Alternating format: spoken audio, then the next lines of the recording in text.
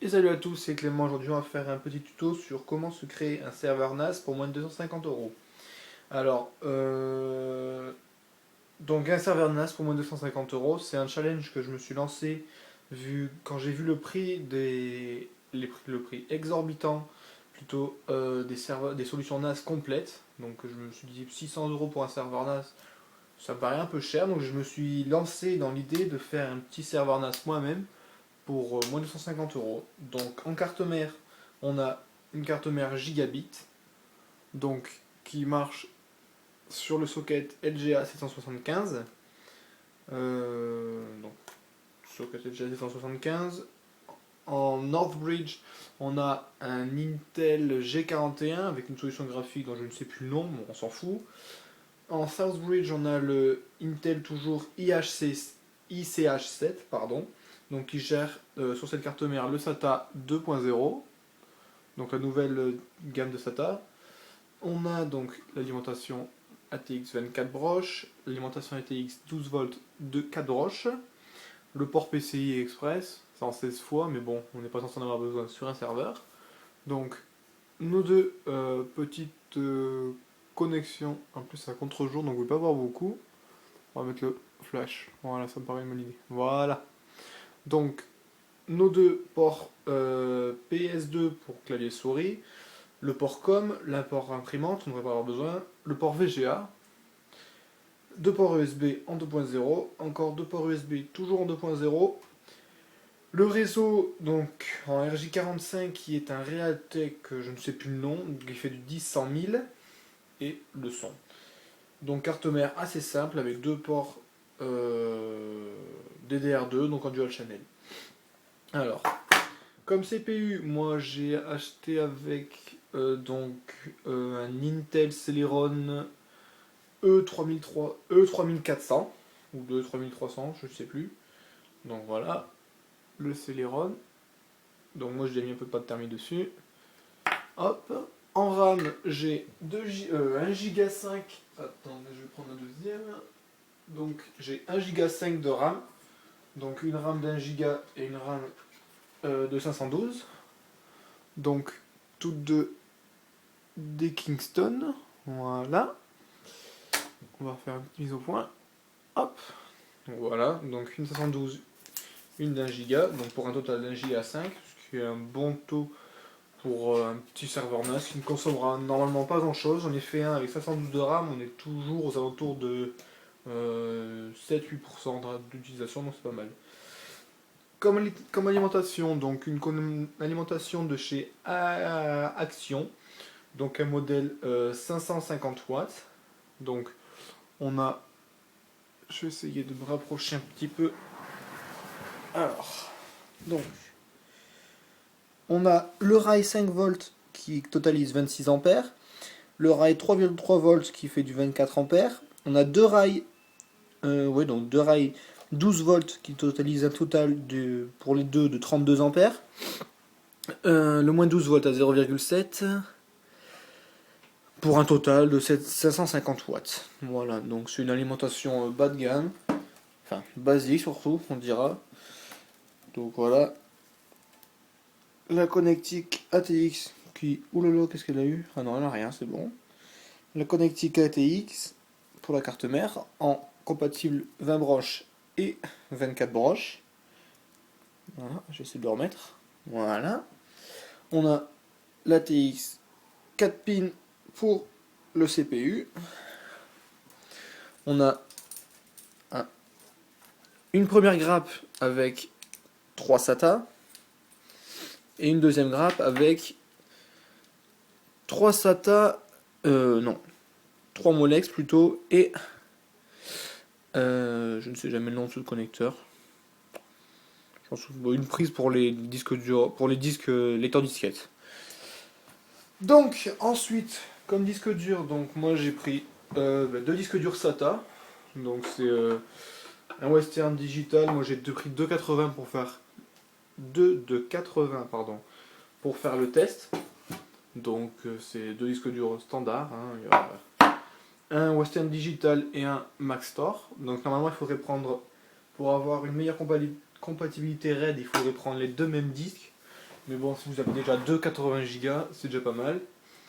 Donc on va procéder alors au montage donc, de la carte mère, des RAM et toute l'installation. Donc on va le faire, je vais le faire avec vous, ça va prendre 2 minutes. Donc nos connecteurs SATA. Voilà. Donc alors, le serveur NAS sera équipé d'une solution qui est gratuite. Ça s'appelle FreeNAS. Donc c'est une solution qui est très bien pour un petit serveur NAS perso. Hein, pour le serveur NAS perso, donc il n'y a rien à dire, hein, il fait bien son travail. Il permet de faire du RAID logiciel, ce que tous les NAS ne font pas. Alors,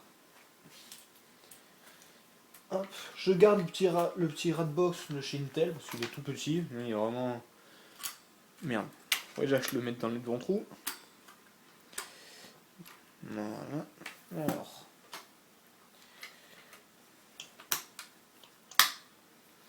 Hop là. Ce qui est chiant avec ce truc, c'est que.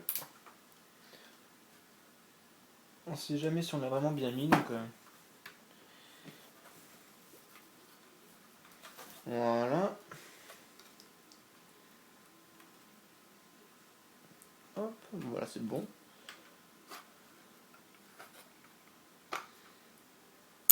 Voilà. Donc notre ventirad est fixé. Donc il est vraiment pas très gros, quoi. On a une pas très grosse épaisseur. Ce fil fait toujours 50 mètres de long. Hop là. Hop. Donc nos deux rames. Donc le Proso totalise, si je ne dis pas de bêtises, il me semble que j'avais fait des tests. En nid, il est allé entre 10 et 15 watts. Je crois que pour le tout, il me semble qu'on est au maximum. En pompant vraiment dessus, on était aux alentours de 90-100 watts. Donc c'est vraiment pas énorme pour un petit serveur NAS. Ça me paraît plutôt pas mal. Donc on a nos 1 Go 5 de RAM. On va mettre notre petite alim. Donc bientôt, bien sûr, tout ira dans un boîtier. Hein. C'est juste que là, c'est juste pour un test. Parce que moi j'ai déjà mon petit serveur NAS. Voilà. Donc, nos SATA. Je sais pas si vous voyez. Ouais, si vous voyez, c'est bon. Hop. Le SATA 0 servira pour le branchement du lecteur DVD qu'il faudra ou pas enlever si vous en avez besoin ou pas. Si vous avez besoin de laisser le lecteur, bah, vous le laissez, sinon bah, vous l'enlevez. Ça fera quelques watts d'économiser. J'ai vu sur certains forums des gens qui disaient qu'il fallait désactiver la carte graphique pour économiser quelques watts. Mais bon, étant donné que l'économie va être l'ordre de allez quoi, 2-3 watts maximum, je pense que ça vaut pas vraiment le coup de les désactiver complètement. Surtout qu'après il faut la réactiver dans le BIOS, c'est-à-dire enlever la pile et compagnie. C'est un peu un bordel je trouve. Donc alors nos disques. Hop.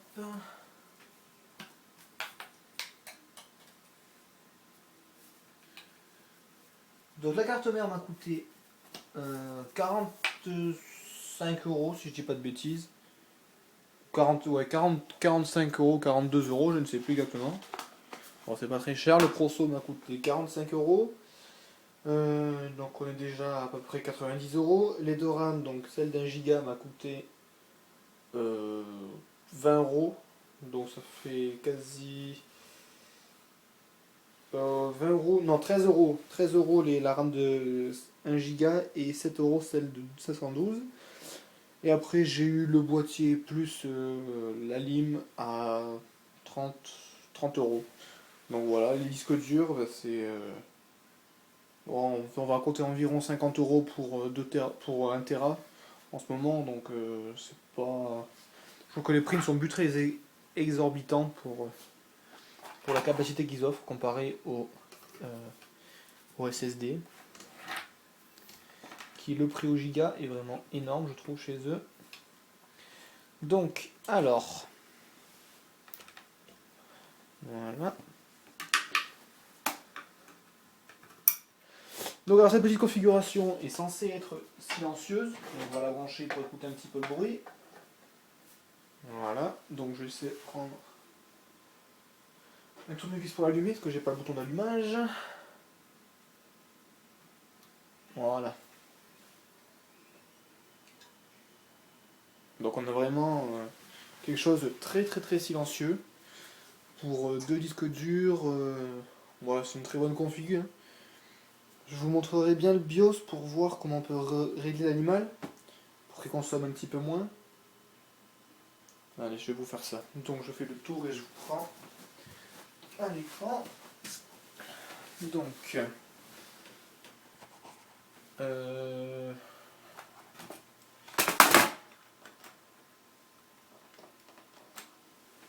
Donc, alors, non, si. Voilà. Donc le BIOS, on va enlever le flash hein, parce que dans l'écran ça le fait pas. Voilà. Donc on va attendre que la carte mère démarre. Voilà, elle a démarré. Donc c'est un Intel Celeron E3300 à 2,5 GHz. Donc le CPU est à 27 degrés. Couronne système fan speed 896 rotations par minute. C'est calme, il n'y a pas à chier. Donc alors on peut régler ici le ratio, donc le coefficient multiplicateur du CPU pour le ralentir un petit peu. Donc là je suis au maximum si je dis pas de bêtises. Ouais. Donc le processeur est cadencé à 2,50 GHz. Moi ce que je veux c'est qu'il soit moitié rapide et moitié surtout comment dire, surtout qu'il ne chauffe pas trop quoi. Parce que déjà à 27 degrés c'est pas mal, mais bon 2,50 GHz je pense que si on appuie un petit peu dessus ça va chauffer. Et vu que moi je vais mettre dans un petit boîtier les petits boîtiers ce qu'on appelle je ne sais plus le nom. Donc le PC HTC, je ne sais plus. Donc on va le mettre à 6. Moi ça me paraît pas mal 6. Donc on a 1,20 GHz. Bon, on va le remettre à 12. Allez hop. Donc voilà. On save.